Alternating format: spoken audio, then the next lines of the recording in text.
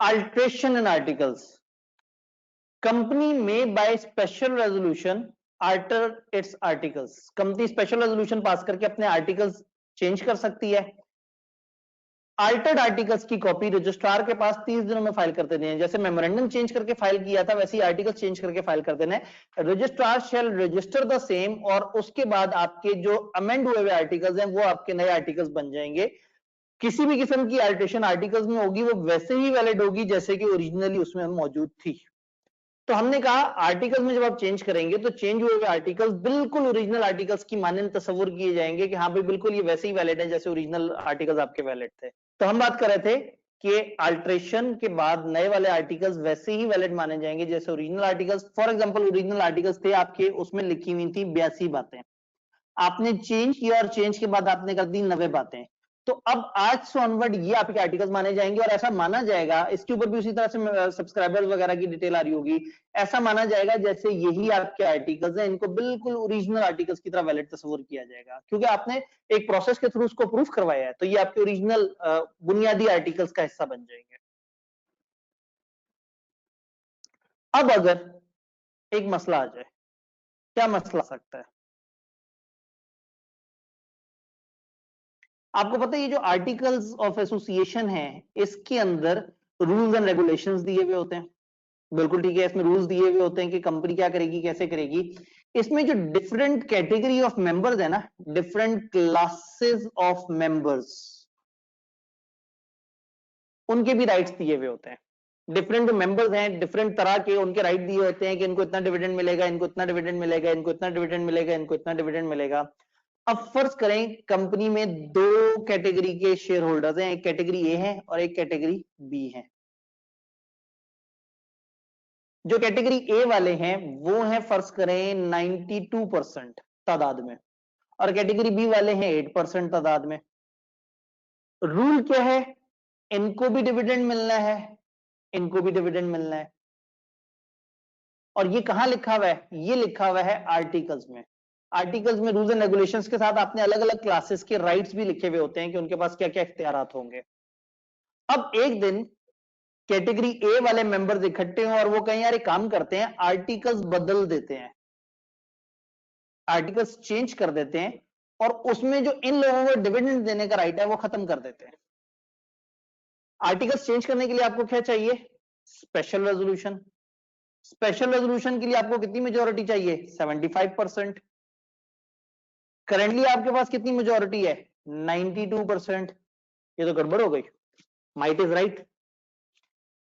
अगर कंपनी में कुछ बड़े ग्रुप हो और कुछ छोटे ग्रुप हो, कुछ बेचारे कमजोर शेयर होल्डर हो, माइनॉरिटी में हो, तो ऐसा ना हो कि जो ज्यादा पावर वाले शेयर होल्डर्स हैं वो इकट्ठे हो, आर्टिकल्स में स्पेशल रेजोल्यूशन से चेंज लेके आए और पूरे आर्टिकल्स को बदल डालें. जब आर्टिकल्स को स्पेशल रेजोल्यूशन लाने के बाद बदल देंगे, आर्टिकल्स को स्पेशल रेजोल्यूशन के बाद बदल देंगे तो उसमें जो लिखा हुआ था कि छोटे मेंबर्स को डिविडेंड मिले वो भी खत्म हो जाएगा.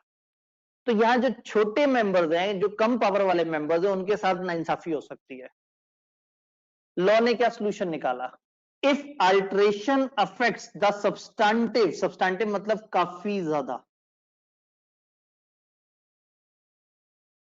अगर अल्टरेशन काफी ज्यादा राइट्स या लायबिलिटीज मेंबर्स की मुतासिर कर रहा है या क्लास ऑफ मेंबर, सारे मेंबर्स या किसी खास ग्रुप ऑफ मेंबर्स के काफी ज्यादा राइट्स मुतासिर कर रहा है, it shall be carried out only, ये सिर्फ और सिर्फ तब होगा इफ मेजॉरिटी ऑफ एटलीस्ट 3/4, कम अज कम 3/4 ऑफ दोज अफेक्टेड, जो मुतासिर हो रहे हैं,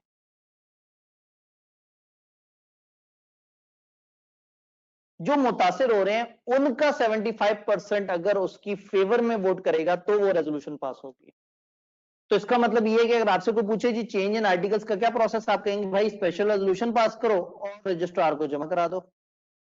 लेकिन अगर वो किसी खास कैटेगरी के राइट चेंज कर रहे हैं तो पहले स्पेशल रेजोल्यूशन पास करें, फिर उसके बाद उस क्लास के भी 3/4 मेजोरिटी से पूछें और देन रजिस्ट्रार को जमा करा दें.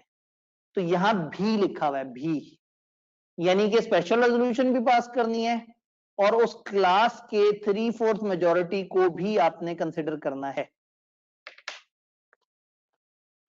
तो आर्टिकल्स का चेंज जब भी किसी तबका हाय फिक्र के राइट्स को मजरू कर रहा होगा, किसी ग्रुप के राइट्स को तंग कर रहा होगा, तकलीफ पहुंचा रहा होगा, तो वो तब पास होगा जब उस क्लास के भी 75% लोग उसको अप्रूव करते हैं।